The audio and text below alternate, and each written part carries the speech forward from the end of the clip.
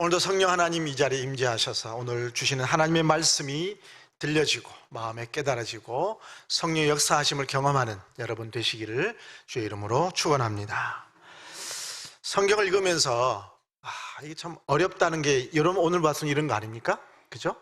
조각목으로 성막을 만드는데 뭐 널판이 나오고 길이가 어떻고 뭐 규빗, 이게 도대체 뭔 얘기하는지 어려울 때가 많단 말이죠. 출애굽기나 레위기가 그런 게 많습니다. 그래서 성경을 우리가 그림으로 볼 수 있어야 됩니다.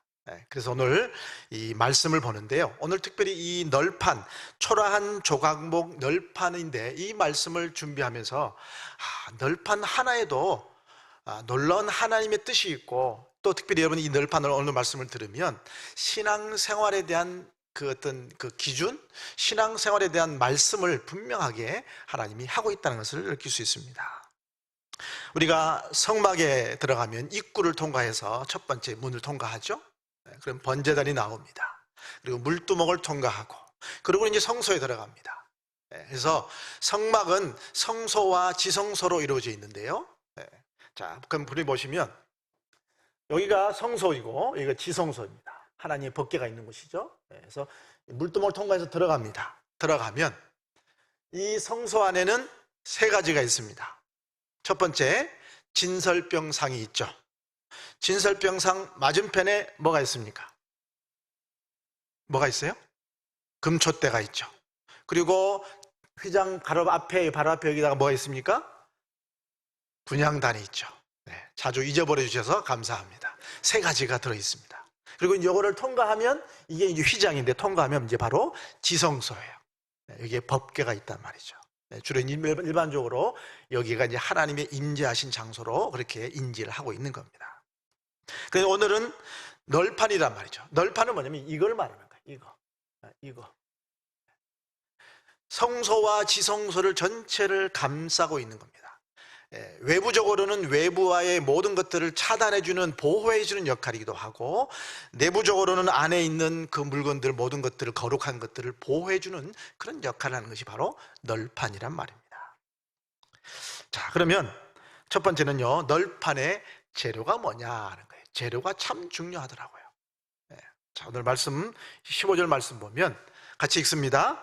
너는 조각목으로 성막을 위하여 널판을 만들어 세우되. 자, 널판을 뭐로 만들었다고요? 조각목으로 만들었다. 조각목으로 만들었다 그랬습니다. 자, 조각목으로 만들었는데 이 나무는 내구성이 강하고 가볍습니다. 그리고 그 당시 이스라엘 당시에는요, 이 목조 건축의 대부분 바로 이 조각목으로 사용됐습니다. 성막 같은 경우도 저 안쪽에 있는 법궤, 그리고 분향단, 진설병상, 번제단, 이 모든 것들이 다 조각목으로 사용됐습니다. 모든 거의 대부분 목재들은 이 조각목으로 사용되는데요, 다른 번역본인 현대인의 성경과 카톨릭에서 보는 공동번역에 보면 이 조각목을 뭐라고 했냐면 아카시아 나무라고 그랬습니다. 아카시아 나무 좀 이해가 되죠? 성경의 단어는 시띠나무라고 되어 있습니다. 아카시아 나무예요. 자, 그러면 길이가 어떻게 될까? 길이가 어떻게 될까? 보실까요? 이런 부분들인데 이게 이제 다 따로따로예요. 이게 길이가 한 4.5m 됩니다. 한 거의 5m 되는 거죠. 그러면 사람 보통 키보다 한 두세 배 높은 거죠. 엄청 높은 거예요. 4.5m고, 그 다음에 이 옆으로가 70cm 정도 됩니다. 그래서 굉장히 높으면서 70cm 되는 것을 모아놨는데, 자, 이게 하나가 아니라 여러 개가 모아져 있는 겁니다. 그래서 남쪽에 이쪽에 20개, 북쪽에 이쪽에 20개, 그리고 서쪽에 이쪽에가 8개가 있습니다. 6개가 있고 양쪽 가에 더 보완하기 위해서 하나씩 더 있어서 전체가 그러면 총 48개가 이 조각목이 붙어져 있는 겁니다. 그래서 20개, 8개 해서 48개가 다 이렇게 붙어서 이 성소를 성막을 전체를 보호하고 있는 역할을 하고 있습니다. 자, 그렇다면 말씀드린 것처럼 조각목이 뭐냐? 조각목의 의미가 뭐냐 하는 거죠. 조각목은 이스라엘에 가면 성지순례 이제 가보신 분 아시지만 가다 보면 광야에 많이 있는 겁니다. 광야에 뜨문뜨문 하나씩 있거나 몇 개 있거나 있어요. 그래서 사람들 속에 있는 것도 아니고 떨어져 있는, 어떻게 보면 버림받은 느낌? 버림받은 느낌인데 광야에서 잘 버티고 있는 그런 나무가 조각목입니다. 그래서 의미상으로는 버림받은 인간 혹은 연약한 인간, 우리로 보자면 죄 많은 인간을 의미하는 겁니다. 그래서 성막이 제대로 하나님의 영광이 되고 또 이스라엘을 확실히 구원할 수 있게 되고, 그리고 진정한 가치와 역할을 잘 감당하기 위해서는 화려하고 멋있고 궁전에만 사용되는 이런 백향목이 아니라 사막에서 자라는 초라한 조각목이면 충분하다는 거죠. 사막에서 자라는 초라한 조각목, 초라한 거예요.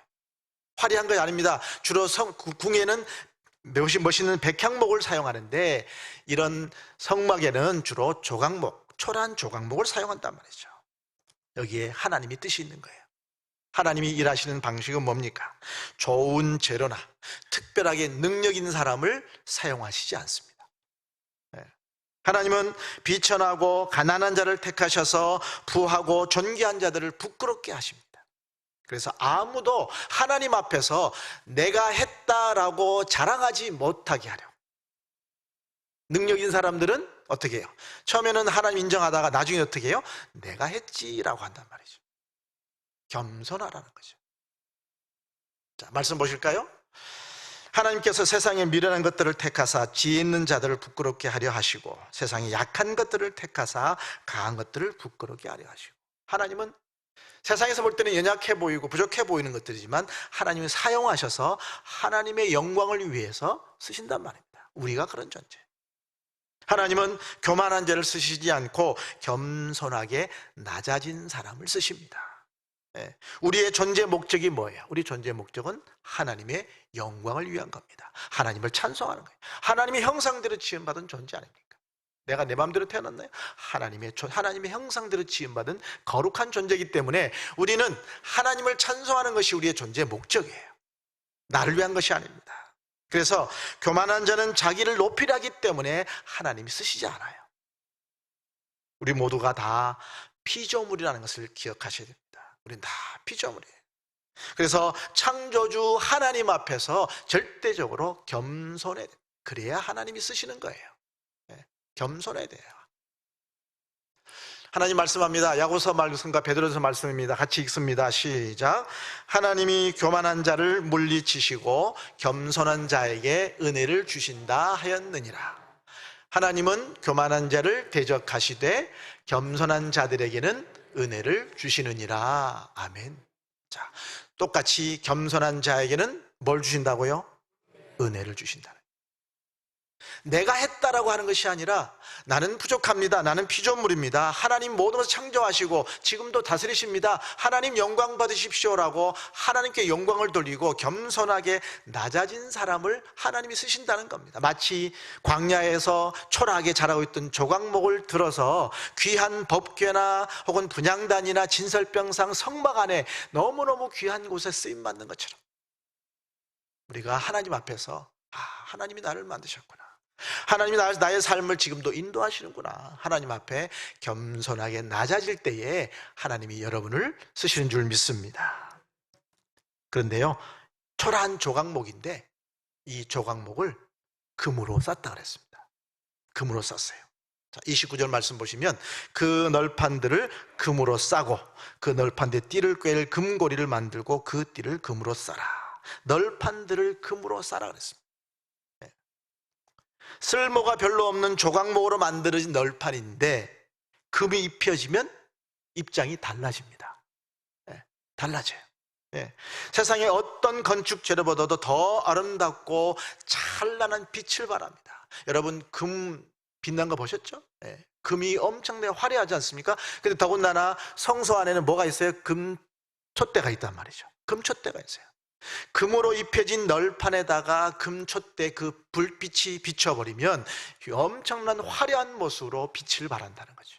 어마어마한 거예요. 성막의 구석구석을 비추고 상상을 초월할 정도로 화려한 모습이 비춰지는 건 바로 그런 모습입니다. 근데 금이 뭘 상징하느냐? 금이나 은은 일반적으로 믿음을 상징합니다. 믿음을 상징을 해요. 그래서 조각목을 금으로 샀다 하는 말은 버림받고 연약하고 죄 많은 우리가 어떻게 해요? 믿음을 가져야 구원받는다는 것을 말씀합니다. 내가 내 힘으로는 안 되는 거예요. 연약하고 죄 많은 우리가 어떻게 감히 어떻게 구원받을 수 있겠습니까? 예수 그리스도를 믿는 믿음으로만이 구원이 있는 것이죠. 그래서 성경에 보면 버림받았던 삭개오는 믿음으로 입혀져서 구원받았습니다. 버림받았던 막달라 마리아도 믿음으로 천국 백성이 되었고, 기생 라합 같은 경우도 믿음 때문에 예수님의 족보에 이름이 올라가는 축복을 누리게 되죠. 여러분, 우리는 스스로 구원할 수 없습니다. 오직 우리의 죄를 대신 지신 예수 그리스도를 믿음으로만이 구원이 있는 거예요. 초라한 조각목이 금으로 입혀졌을 때에 귀하게 쓰임받은 것처럼 우리는 연약하지만 예수 그리스도를 믿는 믿음으로만이 구원의 은혜가 있게 되는 줄 믿습니다. 그런데 여러분, 널판이 어차피 길쭉하잖아요. 4.5m 길단 말이죠. 이게 서기가 어려워요. 그래서 하나님이 모세에게 세밀하게 잘 설 수 있도록 여러 가지 방법을 말씀해 주셨습니다. 그 중에 하나가 뭐냐면 밑에 받침을 두라고 그랬어요. 받침을 두라고. 자, 19절 말씀 같이 읽어봅시다. 시작. 스무 널판 아래에 은받침 40개를 만들지니 그랬습니다. 자, 이쪽에 20개, 저기 20개란 말이죠. 20개 널판인데 받침은 몇 개요? 그러면 받침이 몇 개씩이에요? 하나에 몇 개씩이에요? 2개씩이에요. 널판 하나에 은받침 2개를 붙이라. 하나님 그렇게 말씀하신 겁니다. 자, 보실까요? 이렇게 됐어요. 이렇게 있는데 밑에 홈을 파서 이렇게 해서 넣어서 2개를 하나씩 끼워서 각각 하나씩 해서 이렇게 고정시키도록 널판을 만들었던 겁니다. 널판 한 개의 밑에 은받침이 2개씩 있는 거예요. 그래서 96개 은받침이 성막 전체를 받치고 있어요. 역시 은도 마찬가지로 뭐예요? 믿음을 상징하는 겁니다.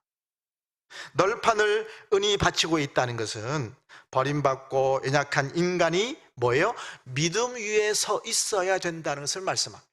홀로 서기는 어려운 거예요. 예수 그리스도를 믿는 믿음으로 밑에 믿음으로 받쳐야 온전히 흔들리지 않고 서 있을 수 있다는 그 말입니다. 그런데 어떻게 해요? 믿음이 밑에 받침이 1개가 아니고 2개란 말이죠. 그러면 어떻게 해요? 더 견고하게 확실한 믿음으로 서야, 견고하고 든든한 믿음 위에 서야 어떤 풍파가 와도 흔들리지 않는다 하는 것을 말씀하는 겁니다. 그래서 바울은 오직 의인은 믿음으로 말미암아 살 것이다 강조했죠. 믿음을 강조했단 말이죠. 그래서 이 은받침이 2개가 밑에서 믿음으로 받쳐야 그 사람의 신앙이 바로 선다고 말씀하시는 거죠. 근데 그 은이 어디서 왔는가? 광야 생활할 때 하나님은 모세에게 말씀합니다. 인구를 조사하라 하면서 인구 조사하면서 그 모든 사람들 중에서 20세 이상 된 남자들은 의무적으로 은 반세기를 내도록 했습니다. 구약시대에는 속전, 죄를 속하는 사원에서 속전으로 반세기를 내게 했는데 신약시대는 성전세 개념으로 세계를 내도록 했습니다. 자, 출애굽기 30장 말씀 보면 무릇 계수 중에 드는 자마다 성소의 세겔로 반세겔을 낼지니 한 세겔은 20게라라. 그 반세겔을 여호와께 드릴지며 계수 중에 드는 모든 자 곧 20살 이상 된 자가 여호와께 드려라. 20살 이상 된 사람이 여호와께 반세겔로 성전세, 성전을 위해서 이거를 꼭 드려야 된다 하는 것입니다. 여러분, 신약시대 보면 예수님이 말씀을 잘하시는 가운데 성전세를 걷는 사람이 제자들에게 묻습니다. 예수님, 너희 선생님 성전세 왜 안 내냐? 그렇게 말을 합니다. 그때 예수님이 그 말씀을 들으시고 하나님의 아들이기 때문에 성전세 낼 필요가 없죠. 성전 낼 필요가 없습니다. 그러나 시험 들지 않게 하기 위해서 낸다. 그래서 물고기 낚시를 해서 물고기에서 한 세겔을 나오면 너와 나를 위해서 내라. 이 말씀이 있단 말이죠. 내가 바다에 가서 낚시를 던져 먼저 오르는 고기를 가져 입을 열면 한 세겔을 얻을 것이니 나와 너를 위해서 바치라. 그래서 예수님도 이 반세겔을 냈단 말이죠. 여러분, 이 연약한 조각목이 온전히 서기 위해서는 그 밑에 믿음의 바탕이 분명해야 흔들리지 않는다는 거예요. 혼자 서기는 어렵단 말이죠. 그런데 하나님은 그 사람이 믿음으로 온전히 서기 위해서 밑에 받침뿐만 아니라 또 하나를 더 보완해 주셨습니다. 그게 바로 띠예요. 띠. 네. 띠가 굉장히 큰 의미가 있습니다. 자, 말씀을 같이 읽어볼까요? 너는 조각목으로 띠를 만들지니 성막 이쪽 널판을 위하여 5개요. 자, 각 널판은 보이는 띠 4개가 있고 보이지 않는 띠 1개가 있습니다. 자, 보십시오. 바깥의 외부에 이렇게 고리를 해서 보이는 띠가 이렇게 4개가 있습니다. 그리고 보이지 않는 띠가 이렇게 가운데 관통을 해서 하나가 더 있습니다. 그래서 총 5개가 띠가 있어요. 그래서 보이는 띠 4개와 보이지 않는 띠 1개가 서로 연결되어 있다는 거예요. 널판이 온전히 서기 위해서, 연약하고 부족한 그 널판이 온전히 서기 위해서는 밑에 밑받침이 2개씩 있어야 되는 것 플러스 더하기, 띠가 가운데 있어서 그것이 절대로 흔들리거나 넘어지지 않도록 하나님이 보완하셨대요. 이중장치를 해줬단 말이죠. 여러분, 이 보이는 띠와 보이지 않는 띠가 서로 연결돼서 하나로 붙어 있는 것처럼 우리 믿음의 사람들도 마찬가지입니다. 우리 믿음의 사람들이 홀로 서면 넘어지기 쉽습니다. 어려운 거예요. 어떻게 해야 됩니까? 보이게 보이지 않게 예수 그리스도 안에서 서로가 연결돼야 됩니다. 서로가 연결돼야 돼요. 그래서 전 세계 모든 성도들은 다 예수 그리스도 안에서 하나입니다. 하나예요. 그래서 예수님을 믿는 믿음으로 나라와 피부 색깔, 종족, 언어를 떠나서 모두가 다 예수님 안에서 하나라는 겁니다. 하나예요. 그래서 바울은 우리 모두가 평안에 매는 줄로 하나 되게 하신 것을 힘써 지키라 그랬습니다. 같이 읽습니다. 시작. 모든 겸손과 온유로 하고 오래 참음으로 사랑 가운데 서로 용납하고 평안에 매는 줄로 성령이 하나 되게 하신 것을 힘써 지키라. 아멘. 아멘. 여러분, 조각목이 아무리 대단하고 또 금으로 입혀서 멋있고 훌륭하다 할지라도 그 널판이 홀로 서 있으면 어떻게 됩니까? 홀로 서 있으면 넘어지는 거예요. 온전히 못 섭니다. 홀로 서 있으면 안 돼요. 그래서 함께 연합해서 밑받침으로 믿음으로 세우고 고리로 해서 서로 연합해서 붙어 있어서 그게 든든히 서서 성막을 운영해서 온전히 지키는 것처럼 우리도 마찬가지예요. 우리가 다 믿음으로 구원받았지만 우리 각자 홀로 설 수 없도록, 혼자 서면 넘어져요. 믿음 생활도 여러분 다 해보셔야 알지만 어렵지 않습니까? 혼자 신앙생활하는 게 어렵습니다. 옆에서 서로 도와주셔야 돼요. 기도해 주셔야 되고 손잡아 주셔야 되고 기도해 주셔야 돼요. 그래서 코로나 때문에 많은 사람들이 넘어졌단 말이죠. 교회 못 오고 혼자 신앙생활 하니까 이게 어려운 겁니다. 이 띠가 그래서 중요한 거예요. 홀로 신앙생활 하려 하면 아무리 강한 믿음을 가졌고 오랫동안 신앙생활을 했더라도 혼자 있다 보니까 힘든 거예요. 넘어진단 말입니다. 우리가 서로 사랑으로 연합하고 서로 잡아주고 기도해주고 격려해주고 함께 세워져 갈 때에 그 교회가 바로 서는 것이고 그 사람의 믿음이 바로 서는 것이고 어떤 시험이 와도 흔들리지 않는 겁니다. 함께 세워져 가야 된다는 거죠. 여러분, 남미에 가면요, 알다시피 아르헨티나와 칠레는 국경이 맞닿아 있죠. 길게 맞닿아 있단 말이죠. 국경이 길게 맞닿아 있습니다. 그러다 보니까 국경 때문에 분쟁이 많아요. 서로 늘 싸웠습니다. 그러다가 1899년에 엄청난 큰 전쟁이 벌어질 뻔했다고 합니다. 근데 그때 종교 지도자들이 일어났었대요. 성도들과 함께 일어나서 전쟁하면 안 됩니다. 그래서 평화운동을 벌였대요. 그래서 양쪽 다 막 서로 평화운동을 벌여서 결국은 전쟁이 벌어지지 않게 되었답니다. 그러면서 전쟁하기에 준비됐던 무기들을 다 녹여가지고 뭘 만들었냐면 안데스 산맥의 커다란 제일 높은 곳에다가 안데스의 예수님 동상을 만들었어요. 그래서 양쪽 국기를 이렇게 하나씩 꽂고 그 경계선 제일 높은 곳에다가 예수님 상을 세우고 십자가를 세우고 한쪽 손은 축복하는 손을 이렇게 해놨다는 거죠. 근데 이 모든 것들을 전쟁하기 준비했던 군인들이 다 만들었대요. 예. 싸움 대신에 평화가 된 거죠. 1904년 3월 13일에 동상을 세우고 제막식을 거하면서 그 동상 아래다가 이런 글을 써놨대요. 칠레 국민과 아르헨티나 국민들이 그리스도 발밑에서 서약한 엄숙한 이 계약은 이 산들이 무너져 티끌이 되기까지 지켜질 것이다. 그리고 뒷면에다가는요 말씀을 썼어요. 예수님은 우리의 화평이신지라 둘로 하나를 만드시다. 두 나라가 마음이 합하니까 전쟁이 아니라 평화가 이루어졌죠. 아마도 각자 막 하려면 전쟁이 일어나고 싸움이 일어났을 겁니다. 근데 그걸 내려놓고 마음을 합하니까 하나가 되어서 그 땅에 평화가 임하게 된 거죠. 여러분 신앙생활도 마찬가지. 혼자 하면 안 됩니다. 혼자 할 수도 없는 것이고요. 또한 혼자 하지 않도록 서로 챙기고 돕고 협력해야 됩니다. 연약한 믿음의 사람들을 돕고 함께 가야 됩니다. 신앙생활 처음 하신 분들, 자 그런 분들을 얼마나 연약합니까? 오래 하신 분들이 가서 손잡아주고 챙겨주고 도와주셔야 돼요. 여러분 사막에서 외롭게 고달프게 살던 조각목이 잘 다듬어져서 금으로 입혀져서 하나님의 집을 멋있게 구성했단 말이에요. 마찬가지로 죄 많고 연약한 우리 인간의 모습인데 우리는 예수 그리스도를 믿는 믿음 안에서 구원받고 하나님의 자녀가 되어서 새로운 존재가 된단 말이죠. 고린도후서 5장 17절 말씀 같이 읽습니다. 시작. 그런즉 누구든지 그리스도 안에 있으면 새로운 피조물이라. 이전 것은 지나갔으니 보라 새 것이 되었도다. 아멘. 누구든지 버림받고 죄인이고 연약했지만 그리스도 안에 있으면 예수 그리스도를 믿으면 새로운 피조물이 된단 말이죠. 내 힘으로 할 수 없는 겁니다. 조각목같이 연약하고 쓸모없는 우리들, 죄로 인해 죽을 수밖에 없는 우리들, 이들을 하나님께서 사용해 주셨고 예수 그리스도의 보혈피로 구원하여 주셨단 말입니다.